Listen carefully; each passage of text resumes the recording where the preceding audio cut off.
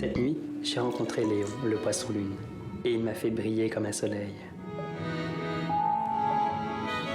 Mais je ne dois pas être tombé amoureux de lui, car il ne ressemble vraiment pas à une princesse. Le baiser de la lune, c'est l'histoire de deux poissons qui tombent amoureux. Le problème, c'est que Léon, le poisson-lune, aime Félix, le poisson-chat, des poissons homosexuels. Ce film d'animation produit par une société rennaise devait être projeté à des écoliers de CM1, CM2. Un outil pédagogique pour expliquer l'homosexualité aux enfants.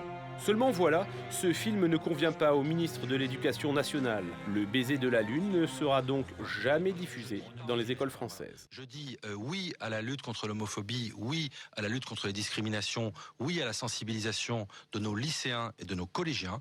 Et c'est ce que nous faisons au quotidien parce que c'est un vrai sujet. Je pense que traiter de ces sujets en primaire, ça me semble prématuré. Accusé d'incitation à l'homosexualité par différentes associations, le baiser de la lune fait polémique. Doit-on parler d'homosexualité à des enfants de 9-10 ans?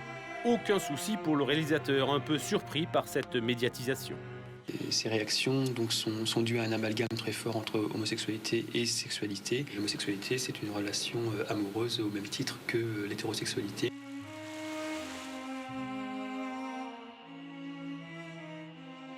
Ce député proche de Christine Boutin était l'un des premiers à monter au créneau. C'est lui qui a interpellé le ministre de l'Éducation nationale. C'est lui qui a réussi à faire interdire la projection du baiser de la lune. Parler d'homosexualité en primaire, ce n'est pas son truc. Chaque chose en son temps. Ce monde qui a tendance à demander aux enfants de prendre des décisions d'adultes ou à récupérer sur leur dos des problématiques qui sont des problématiques adolescentes ou adultes est un monde qui ne marche pas droit. La lune est folle d'être tombée amoureuse du soleil.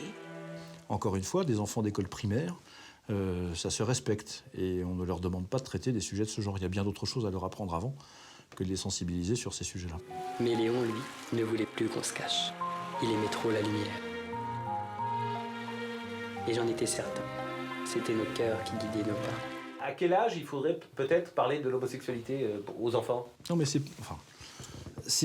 est-ce que c'est nécessaire d'en parler aux enfants? C'est le nœud du problème. À gauche, on est ulcéré par cette interdiction. Anne Hidalgo parle de censure et déplore une stigmatisation de l'homosexualité. Le baiser de la lune a des vertus pédagogiques. Être différent, ça s'apprend.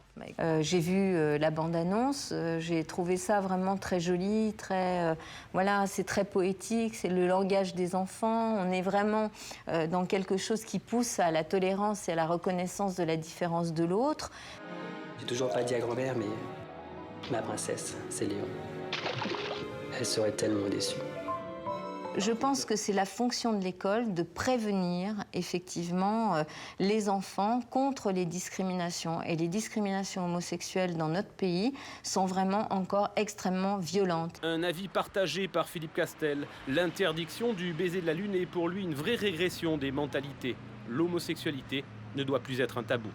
Je crois que Luc Châtel, il a dérapé dans ses propos, parce que d'une certaine façon, quand il dit c'est prématuré, ça laisserait entendre que finalement l'homosexualité c'est quelque chose qui fait un peu peur, que les enfants ne doivent pas voir. Or, pas du tout. L'homosexualité, elle est dépénalisée depuis 28 ans.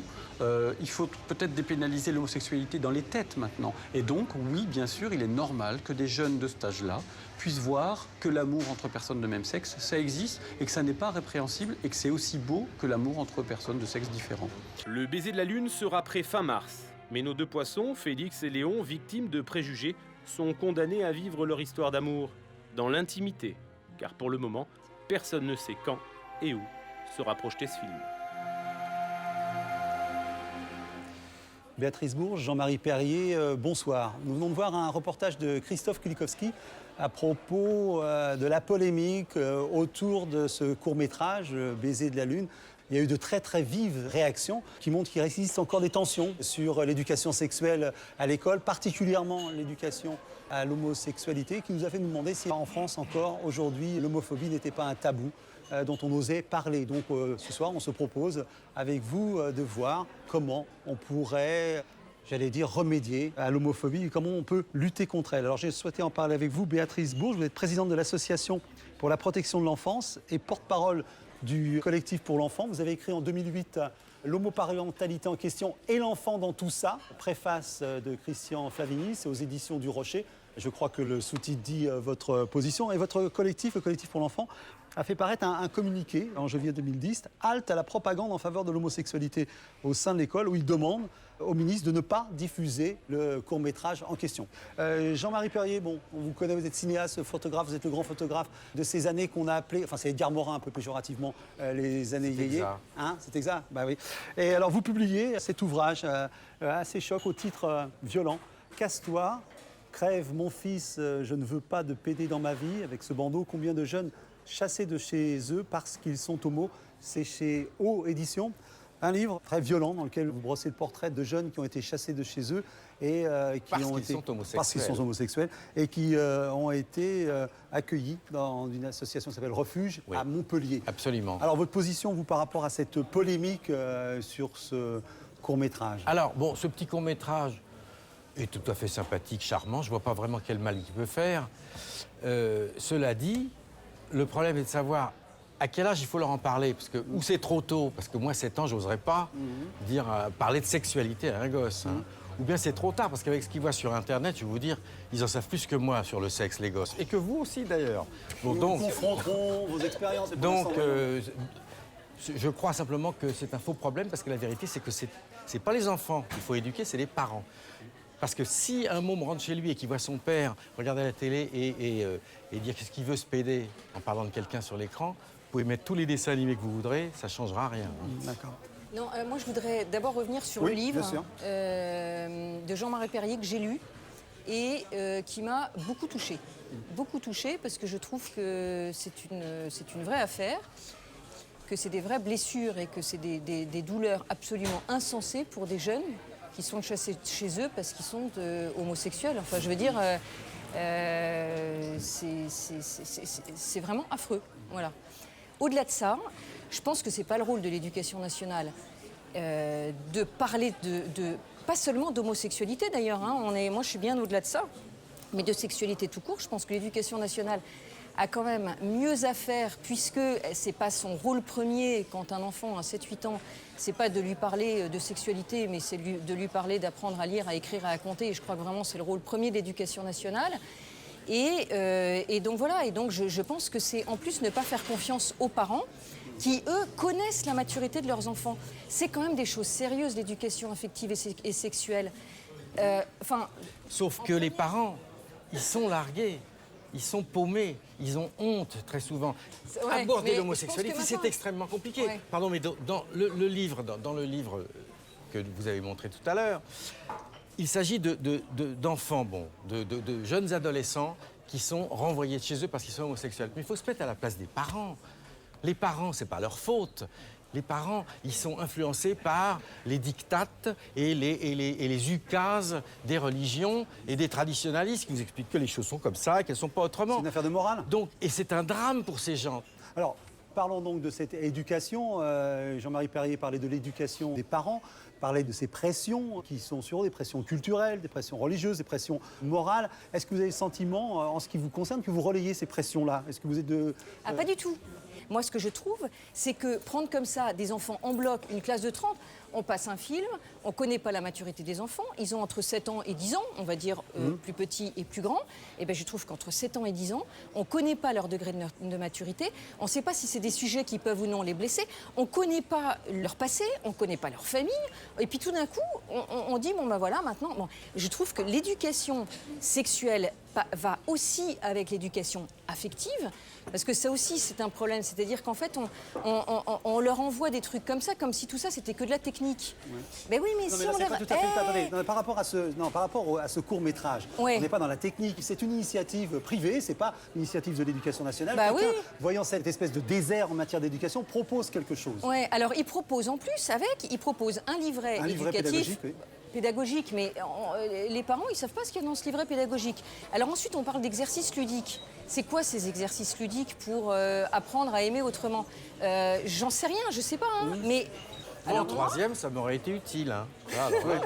Ouais, mais à 7 ans. Donc vous voulez dire qu'il ne faut pas faire confiance à la communauté scolaire, que les parents... Mais non, confiance. Non, mais je demande. C'est pas leur rôle, c'est pas leur rôle. Voilà. C'est aux parents, donc il faut éduquer les parents. Puis alors attends, arrêtons, parce que tout ça, c'est des salades. Hein. Cette polémique, elle est absolument bidon. Elle est faite pour cacher le fait qu'en France, il y a une homophobie latente. C'est ça dont on parle. Les mecs, ils vont au cinéma voir des films sur des histoires d'homosexuels, ils payent leur place, mais ils ne le reçoivent pas dans leur salon, le mec, tu comprends?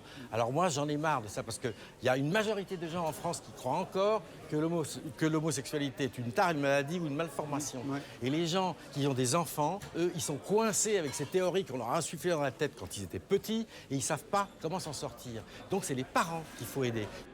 Béatrice, on a parlé de lobby gay. Qu'est-ce que vous pensez de cette formulation de lobby gay qui serait des lobbies qui influeraient sur les décisions prises dans l'éducation nationale, par exemple?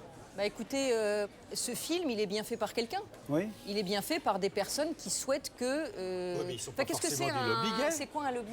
On ne sait pas s'il est dans le lobby gay. Moi aussi, en ce moment, on est en train de me Non, dire, mais tiens, ta il vie est- est ta cutie, tu es en train de faire ton coming out. Je suis pas homosexuel, moi. Non, Donc mais- c'est pas le et- problème. Non, mais c'est pas le problème. On peut très bien faire quelque chose sans être Absolument. homosexuel. Non, mais je dis pas le contraire. Je dis que parfois, il y a des groupes de pression, mais comme il y en a dans tous les domaines, de gens qui veulent faire valoir leur point de vue. Oui. Oui, bah... Mais tout le monde est dans ce cas. Si on est une association à tendance religieuse, on veut faire valoir son, Bah, son moi, je vais point de vous vue. dire, à la limite, on peut dire que je suis le lobby du collectif pour l'enfant. Oui. Oui, j'assume. enfin. Est-ce que ces idées-là viennent de la religion ou pas? Non, pas du tout. Vous n'êtes pas catholique? Je le suis, mais c'est pas du tout. Pour moi, c'est même pas le problème. Enfin, Moi, je c'est- suis c'est- catholique. Oui, mais moi, c'est Pas pas le pro- croyant non, mais du pour tout. moi- non, mais pour moi, ça- Mais je trouve que beaucoup des idées qu'on insuffle aux gens à propos de l'homosexualité vient de l'Église catholique et des autres religions. Et c'est ça qui m'énerve, parce que finalement, bon, moi je me souviens quand même qu'il y avait un type, je ne suis pas croyant, hein, mais au moins, bon, Jésus-Christ, c'est un type formidable quand même. Bon, il est mort pour des très belles idées, hein, il disait, si mon souvenir est bon, aimez-vous les uns les autres, il ne disait pas n'aimez que ceux que vous trouvez normaux. Hein. Bon, c'est ça que je ne comprends pas, ils ne sont pas logiques ces gens, ils ne sont pas logiques.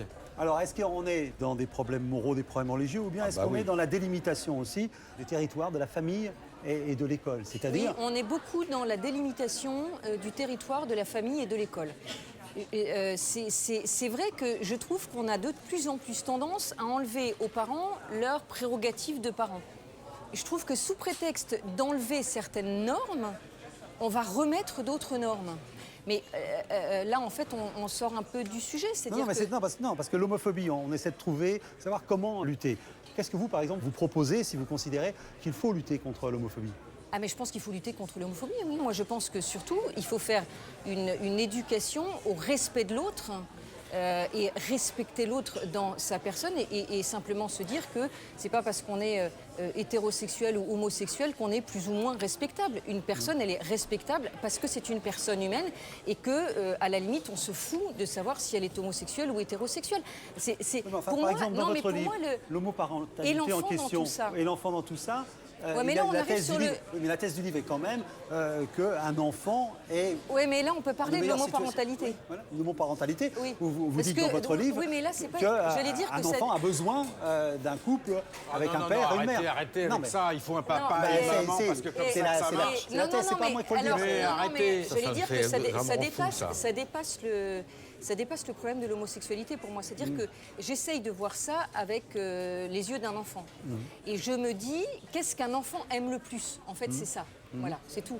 Les enfants, il Oui. ne faut pas les prendre pour des cons, ils prennent là où il y a à Bien apprendre. sûr. Ce qu'ils veulent, c'est qu'on les aime. Donc, si vous voulez, nous, on n'a pas de leçons à donner. Les hétéros, parce que regardez le résultat, entre les mariages explosés, les divorces, les beaux papas, les belles mamans, c'est le bordel noir là-dedans. Et on ose dire à ces gens, ah non, vous pouvez pas. Pourquoi? Parce qu'ils sont inférieurs, c'est du racisme, alors. bien sûr que non. Mais si, mais c'est ce qu'ils Vous disent, êtes les gens. contre l'homoparentalité, Les gens sont contre Béatrice l'homoparentalité. Bauchet, d'accord. Je dis De pas parce qu'il quel y a droit? inférieur ou supérieur.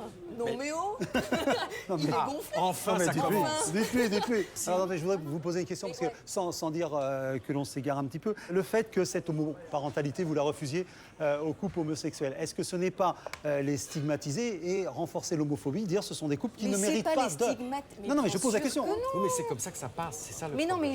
mais le truc, c'est pas de pas ce que vous savoir. pensez, mais mais c'est non. ce que ça donne Mais comme oui, mais effet. on a bien le droit quand même d'exprimer Oui, bien son sûr. opinion sans se dire ouais, mais alors on va penser parce que moi je passe pour Bien une sale sûr. homophobe.